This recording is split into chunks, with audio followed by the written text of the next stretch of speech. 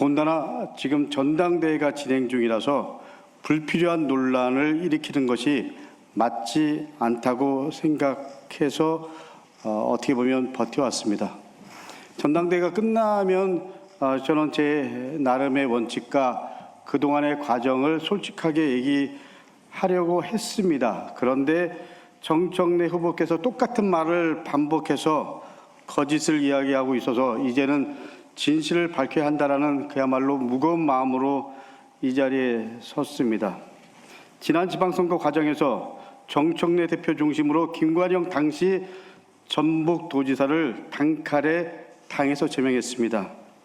저 포함해서 일부 최고위원은 당사자의 소명을 들은 후에 결정하자고 했습니다. 그러나 정청래 대표 중심으로 의결을 강행했습니다. 분명히 말씀드립니다. 만장일치로 의결되었다고 발표했습니다만 그때 그 자리에서 저는 이야기했습니다. 나는 반대한다. 아마 속기록에 분명하게 남아있을 것입니다. 그리고 그 당시에 저는 정청래 대표 그리고 조승래 사무총장에게도 반대할 수밖에 없는 제 양심을 걸고 제 삶의 원칙 입장에서 보면 이건 동의할 수 없다라고 분명히 얘기했습니다. 정청래 대표가 만장일치로 의결됐다고 한 그것은 분명히 거짓말입니다. 이게 어떻게 보면 정청래 대표의 본질입니다. 다음으로 정청래 후보가 일방적으로 추진했던 조국 혁신당과의 합당 추진권과 관련된 진실을 말씀드리겠습니다. 제가 지난 1월 20일 밤 한 9시 한 20분, 30분 정도였을 겁니다. 저한테 전화가 왔습니다. 아마 보좌진이었을 겁니다. 긴급 최고회의를 내일 연다는 그런 통보를 받았습니다. 20일 아침 최고위에 안건의 내용도 모른 채 참석했습니다. 정청래 당시 대표는 조국 혁신당과 합당하기로 했다. 그래서 잠시 후에 기자회견을 한다. 기자회견하기 전에 최고위 여러분께 알리는 것이다 라고 얘기했습니다. 저는 합당을 추진하려면 당원 당규에 나와 있는 절차를 밟아야 한다. 최소한 의총에 보고하고 그리고 토론하는 과정 그리고 최고위에서 논의해야 된다. 그리고 당원들과 수기하고 그리고 당원들에게 의견을 묻는 과정 이런 과정을 거친 다음에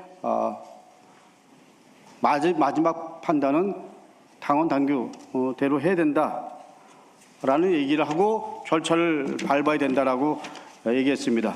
근데 그 당시에 정청래 대표는 합당하기로 결정했다. 그리고 기자회견 한다라는 것입니다. 여러분, 정청래 전 대표는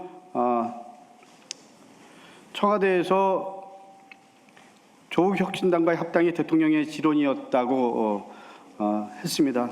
분명히 말씀드립니다. 이것은 사실이 아닙니다. 적어도 더불어민주당 공당 전 대표가 그렇게 말씀하시는 거 아닙니다. 그 과정에 대해서 다시 한번 복귀하고 성찰하십시오. 그리고 당원들에게 있는 그대로 말씀하십시오. 어떤 경우가 됐든 대통령 발의하지 마십시오. 네, 더불어민주당 강득구 최고위원이 어제 했던 기자회견의 일부 내용을 보셨습니다.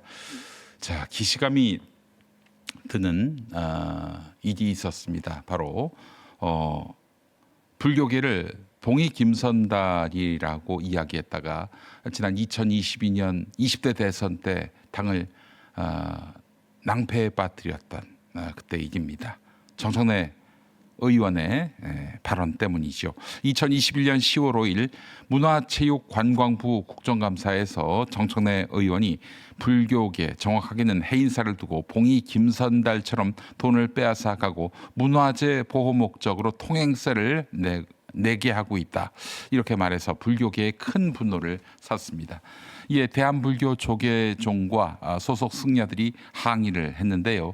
처음에는 불교계가 사과를 요구했는데 정청래 의원이 내가 뭘 잘못했느냐 이렇게 나오면서 불교계는 전국 승려대회와 범불교도 대회까지 예고하고 실제로 승려대회를 2022년 1월 21일 네, 대선을 한 달 보름여 앞두고 한 20여일 앞두고 그렇게 대회를 열었습니다. 자, 김용민 TV에 민주당 전 중진 의원이 자신의 경험을 증언하는 그런 메시지를 보내왔습니다. 제가 방송에 맞게 윤문을 했는데요. 사실관계를 여러분들 한번 접해보시고 이분이 주장하는 사실관계를 접해보시고 정청래 대표가 과연 국민 전반에 걸친 지지를 얻는 이재명 정부를 견인할 그런 여당 대표감인지 한번 판단해 보시기 바랍니다. 자, 이 전원 이 중진 의원이 그 말씀한 내용을 윤문해서 지금부터 소개해 드리도록 하겠습니다. 나는 오랫동안 더불어민주당에서 정치를 했고 지난 21대 대선 당시에도 이재명 후보의 승리를 위해 뛰었다. 전당대회를 앞둔 지금 굳이 꺼내지 않았던 이야기를 해야겠다고 결심했다. 내가 직접 겪었고 직접 정청래 의원에게 연락해서 요청했던 일이기 때문이다. 나는 정청래 후보가 지금 강조하는 선당 후사라는 말에 동의하기 어렵다. 적어도 내가 지난 대선 과정에서 직접 경험한 정청래 의원의 모습은 그 말과는 상당한 거리가 있었다. 지난 21대 대선 당시 이재명 후보에게 불교계의 반발은 매우 심각한 문제였다. 특히 정청래 의원의 이른바 봉이 김선달 발언 이후 대한불교 조계종을 비롯한 불교계의 반발이 빠르게 커지고 있었다. 내가 당시 알고 경험한 바로는 처음부터 불교계가 이재명 후보와 민주당을 등지려고 했던 것은 아니었다. 오히려 문제를 수습할 기회가 있었다. 당시 조계종 총무원장이던 자승스님 쪽에서는 이재명 후보에게 정청래 의원이 자신의 발언에 대해서 사과한다면 더 이상 문제를 확대하지 않고 넘어갈 수 있다는 취지의 뜻을 전달한 것으로 알고 있다. 다시 말해 정청래 의원의 사과만 이루어진다면 불교계와 민주당 사이의 갈등을 더 키우지 않고 관계를 이어갈 여지가 있었던 것이다. 그 무렵 이재명 후보가 나에게 연락했다. 정청래 의원과 가까운 나에게 정 의원을 설득해달라는 부탁이었다. 상황이 심각해지고 있으니 정청래 의원이 하루라도 빨리 사과할 수 있도록 이야기를 해달라는 것이었다. 나는 곧바로 정청래 의원에게 전화했다. 지금 불교계의 분위기가 심상치 않고 사과만 하면 사태가 더 커지는 것을 막을 수 있으니 사과하는 것이 좋겠다고 말했다. 그러나 정청래 의원은 받아들이지 않았다. 그 사이 상황은 더 나빠졌다. 정청래 의원의 사과를 요구하는 현수막이 붙기 시작했고 조계종 내부의 반발도 점점 커지고 있었다. 그럼에도 당시에는 여전히 사과만 제대로 이루어진다면 집단적인 반발로 번지는 것을 막을 수 있다는 판단이었다. 이재명 후보는 다시 나에게 정청래 의원을 설득해달라고 부탁했다. 나는 다시 전화를 걸어 사과를 권했다. 이후에도 이재명 후보의 요청이 한 차례 더 있었고 내가 기억하기로는 모두 3차례에 걸쳐서 정청래 의원에게 사과의 필요성이 전달되었다. 하지만 정청래 의원은 끝내 받아들이지 않았다. 나는 그때 매우 안타까웠다. 초기에 사과 한마디로 끝낼 수 있었던 문제가 점점 걷잡을 수 없이 커지고 있었기 때문이다. 정청래 의원이 사과 요청을 거부하는 사이 불교계의 반발은 더욱 격화됐고 민주당과 이재명 후보에 대한 불교계의 지지 철회 움직임도 본격화됐다. 물론 대선 패배에는 수많은 원인이 있었을 것이다. 그러나 최종적으로 불과 0.73%포인트 차이로 승패가 갈렸다는 점을 생각하면 당시 불교계와의 갈등이 선거에 미친 영향을 결코 가비없게 볼 수 없다고 나는 판단한다. 나는 지금도 생각한다. 정청래 의원이 처음 사과 요청을 받았을 때 자신의 자존심이나 정치적 입장보다 당과 대선을 먼저 생각했다면 어땠을까? 그때 즉각 사과했다면 불교계와의 충돌이 그 정도로까지 확대됐을까? 상황이 더 악화된 뒤에는 이재명 후보가 송영길 당시 당대표와 정성호 의원 등에게 정청래 의원을 설득해달라고 요청한 것으로 알고 있다. 사과뿐 아니라 사태를 수습하기 위한 일시적인 탈당 문제까지 거론된 것으로 알고 있다. 그러나 정청래 의원은 그것도 받아들이지 않았다. 그런데 그 이후 정청래 의원은 자신에게 탈당을 요구했던 이를 이른바 이핵관, 즉 이재명 후보 핵심 관계자들의 문제인 것처럼 공개적으로 거론했다. 나는 그 모습을 보면서 상당한 허탈감을 느꼈다. 당시의 요구는 누군가가 정청래 의원을 정치적으로 제거하기 위해 만들어낸 것이 아니었다. 적어도 내가 경험한 범위에서는 대선을 눈앞에 둔 절박한 상황에서 불교계와의 갈등을 수습하고 이재명 후보의 선거에 미칠 악영향을 최소화하기 위한 요청이었다. 나는 당시에 이재명 후보의 부탁을 받고 직접 정청래 의원에게 전화를 걸어 사과를 요청했던 사람이다. 그래서 이 이야기는 누구에게 전해들은 이야기를 옮기는 것이 아니라 내가 직접 경험한 일이고 내가 직접 행동했던 것에 대한 증언이다. 나는 지난 대선에서 이재명 후보가 패배하고 윤석열 정부가 들어서는 과정에서 정청래 의원에게도 결코 가볍지 않은 정치적 책임이 있다고 생각한다. 불교계가 처음 요구한 것은 사과였다. 그러나 그 사과로 사태를 수습할 수 있는 시간이 있었다. 그러나 사과하지 않았다. 사태가 커진 뒤에는 당과 후보를 위해 일시적으로 탈당하는 방안까지 요청됐지만 그건 역시 받아들여지지 않았다.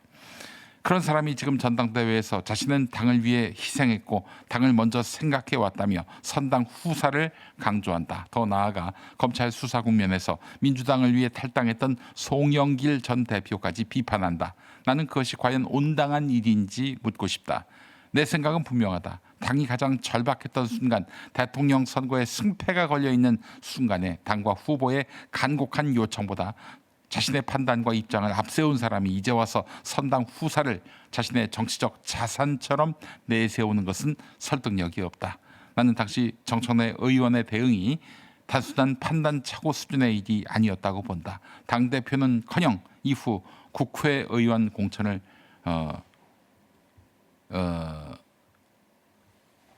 감당하게 될 상황에서 과연 선당 후사를 할지.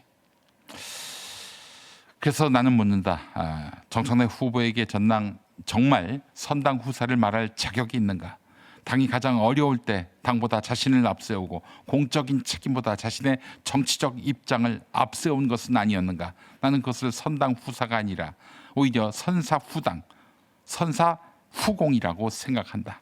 대통령 선거에서 그토록 뼈아픈 패배를 경험했고 이후 전당대회에서도 민주당은 큰 상처를 입었다. 그런 과정을 거치고도 당보다 자신을 먼저 생각했던 정치적 행태에 대한 아무런 성찰 없이 다시 당대표 연임을 맡기는 것이 과연 민주당을 위한 선택인지 당원들이 냉정하게 판단해야 한다. 나는 그때 직접 전화를 걸었던 사람으로서 이제는 이 사실을 당원들과 국민 앞에 말해야 한다고 생각했다. 그리고 다시 한번 묻는다. 당이 가장 절박했던 순간에 당의 요구를 외면했던 사람이 지금 선당 후사를 말하며 다시 민주당의 대표가 되는 것이 과연 옳은가? 네, 이런 내용이었습니다. 전 민주당 중진 의원 쪽에서 저에게 보내온 그런 메시지였습니다. 그 메시지 내용을 제가 윤문을 해서 여러분들께 소개해드렸습니다. 여러분 어떻게 느끼십니까? 정말 이재명 대통령도 본인보다는 나라의 앞날을 위해서 지금 멸사봉공하고 있지 않습니까? 그에 합당한 여당 대표 역시 멸사봉공하는 사람이어야 하지 않겠나 하는 생각. 저만 하는 것인지 모르겠습니다. 네. 안타까운 마음을 같이 묻어서 전달해드리며 오늘 김용민 브리핑을 마무리하겠습니다.